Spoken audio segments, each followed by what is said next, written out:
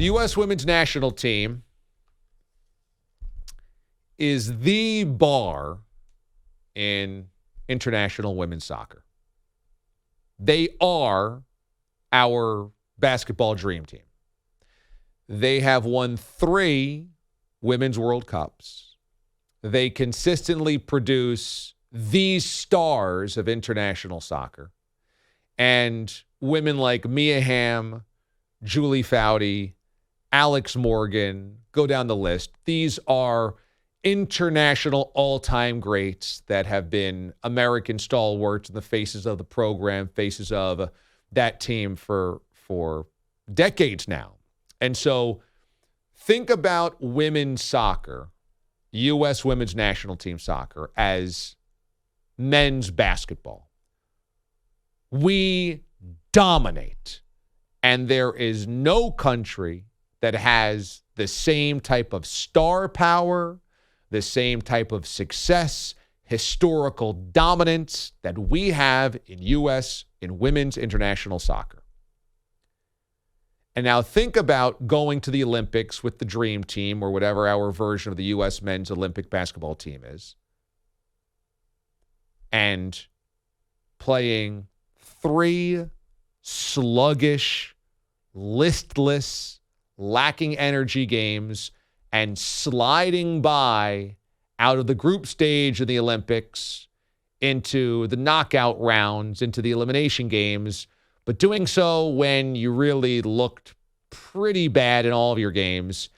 And in the final game, where you might not have even made it out of that round or into the elimination stage of the Olympics, leading by 2 with 5 seconds left, and at the buzzer, a wide-open three-pointer by Angola rattles out. And that's how the U.S. wins that game, and that's how the U.S. moves on. And then think about the stars of that men's national team, Team USA, taking selfies with fans, dancing, and having a good old time after that's how they won. We would be pretty damn upset. As Americans, we'd be like, are you kidding me? You are U.S. basketball. You're Team USA, and you're taking selfies and dancing after the 3 at the buzzer rattled out, and that's how you won to move on? And that's what happened the other night. Now, the U.S. women's national team benefited because it happened in the middle of the night. It was at 3 a.m. Eastern time when that game started, midnight Pacific. So it ended at 5 a.m. Eastern time, 3 a.m. Pacific or 2 a.m. Pacific. I mean, it was hard to stay up to watch that. Virtually impossible. Impossible on our schedule. So I did not see it going into yesterday morning's show. We talked about it briefly, but I did not see it. I watched it yesterday and watched a lot of coverage and analysis about it and thought, wow, this is really bad. This is really, really bad. And a light was shined on how bad it was because Carly Lloyd, who is one of the greatest soccer players ever, a U.S. women's national team legend, is on set for Fox Sports. And on set, she's flanked by Alexi Lalas and Rob Stone and the rest of the analysts there. And Carly Lloyd is allowed to say things that other people aren't because she played for that team, because she played for that coach. She's played with those players, and she's won Women's World Cups. And she took them to task yesterday, I guess it's technically yesterday, right? Yeah, yesterday morning. Early in the morning, deep into the night on Fox Sports. I have never witnessed, and just seeing these images for the first time right now on the desk, I have never witnessed something like that. There's a difference between being respectful of the fans and saying hello to your family, but to be dancing, to be smiling. I mean, the player of the match was that post. You were lucky to not be going home right now. Oh boy. So the U.S. had 3 matches that were relatively underwhelming, and that one was against Portugal, and they survived because in stoppage time, in extra time, Portugal hit the post, and had that gone in, it was about 2 minutes gone by in an 8-minute stoppage time. Portugal would have had to hold on for 5 or 6 minutes of stoppage time to hold on to a win, and that would have eliminated the U.S. in the group stage, which they're the favorites coming into this. So it would have been an international calamity to have lost that game and then not gotten out of the group stage. For context, for those that don't follow Women's World Cup or Women's International Soccer, or international soccer in general, the U.S. has always had a competitive advantage because we were better at women's sports, specifically soccer, as a country before anybody else was. Title IX back in the 70s, and now we're celebrating 50 years of Title IX, began evening out athletic opportunities for women and men. This didn't happen anywhere else around the globe. Nowhere.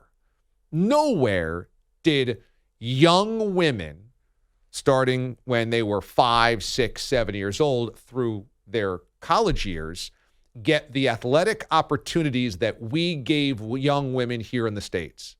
We had this incredible head start. And so you look at North Carolina as a women's dynasty in college soccer back in the 80s, the 90s. I mean, they were creating a next level of the sport at the college level because there were women's college teams. It was a very uniquely American thing. Look at all these young women learning how to play soccer and doing it with male coaches that are highly experienced or women's coaches that are highly experienced and highly decorated. We created women's soccer in many ways. And in the last 5 to 10 years, a lot of other nations caught up. So Brazil caught up, and Germany caught up, and Italy caught up, and England caught up. And so now the differential between us and everybody else is much smaller. Japan was always very good. So the differential's much smaller now. And it's a direct connection to what's going on with Team USA and the NBA and basketball. We're still the top dog. But when Giannis plays for Greece, or Jokic plays internationally, or Embiid plays internationally, suddenly, or Doncic plays internationally, suddenly the best players of the NBA or globally are actually not Americans anymore. Hasn't quite happened that way in totality around women's soccer, but the point is, as doors opened, as exposure opened, everybody got a little bit better. And now when we go into the Olympics, Team USA usually dominates, but we've got to try harder. It's not like it was in 92 and 96 when we just basically rolled out the basketballs and everybody around the country or around the world looked at Charles Barkley and Hakeem Olajuwon and Michael Jordan and Magic Johnson and laid down. It was like, oh my God, I can't believe that these guys are so good and I get to play against them. As you dunk on my head, can I get an autograph? That's not happening anymore, and it's not happening with women's soccer for the U.S. anymore, which means they've got to commit more. They've got to work harder. Coaching is more important. Talent has leveled off. And this U.S. women's national team is taking a lot of stuff for granted because of what has happened historically. It's the way that they're playing. And they have been incredibly flat through these first 3 matches. And there's a host of reasons, and they're all coming into focus at the same time. Number one, the offense is stagnant. They're getting no creation, no shots on net. They are not creating offensive opportunities. Number two, their best players are starting to get older. So your Alex Morgans, your Megan Rapinos, who have been international stars for a long time, are not in their 20s anymore. Rapinoe's coming off the bench. Alex Morgan's had kids. You know, they're not what they were at 24, 25 years old. So they don't have those huge, big talents that they used to. Thirdly, their best play is on defense. Their best players on defense. And so they're snuffing out a lot of offensive chances from the opponent, but they're not creating it on the other end. And from a coaching standpoint, Vlatko has not used his bench, and I think is the type of coach where it's fine, it's fine, it's fine, it's fine, it's fine, it's going to be fine until it's not fine. And that's what people are fretting over. You guys are going through the motions here. And the coach is not a fiery guy. He's rooted in his ways. He's not using his bench. And in soccer, your bench players are the ones that are supposed to give you juice. For the final 20 minutes, the final 15 minutes of a match, they come in off the bench. You have limited substitutions, but they're supposed to be your energizer bunnies. And he's not using them. And there's no rhyme or reason to how he's using them. And so people are wondering, well, you got no life, you got no juice, and you're not using your bench players. What's going on there? And then combine that with, I think the team is, as Carly Lloyd said, resting on their laurels. That they are superstars internationally. They drive the bus internationally. When Team USA, when the U.S. women's national team plays in Germany, plays in Africa, plays in Asia, all these little girls come out to see them. They're heroes. They're the Michael Jordans and the Magic Johnsons and the Larry Birds and LeBron James and the Kobe Bryants. They are that to a lot of little girls around the world. And they're playing like it. Like, we're great. We've been great. We'll be fine.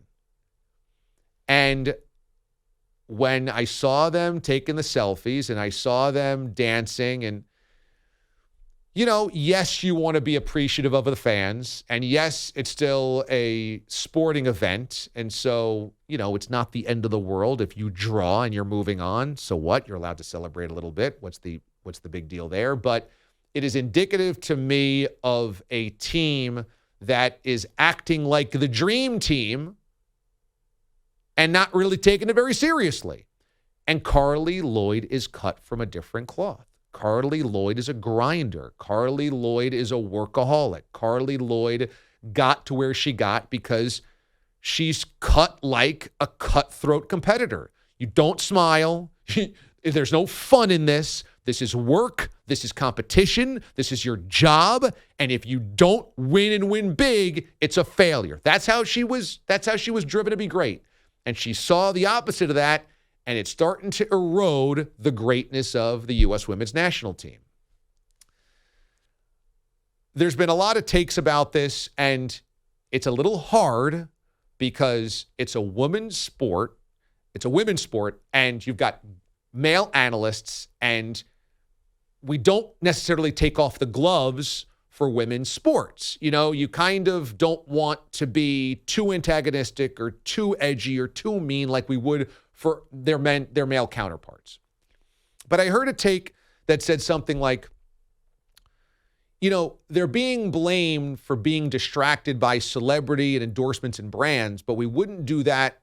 We wouldn't say that about the men's players, that we're acting like women's players can't do both. And I am calling the ultimate BS on this.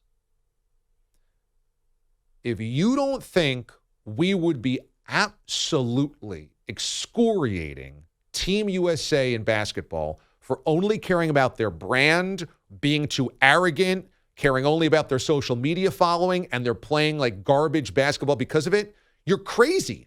We do this all the time on the men's side. We absolutely annihilate male players, athletes who are caring about their brand, their business, their off-the-field exploits, their partying, their celebrity. And if they don't get it done on the field, we kill them for it. Absolutely kill them for being distracted. And this is a sign that women's soccer has actually arrived.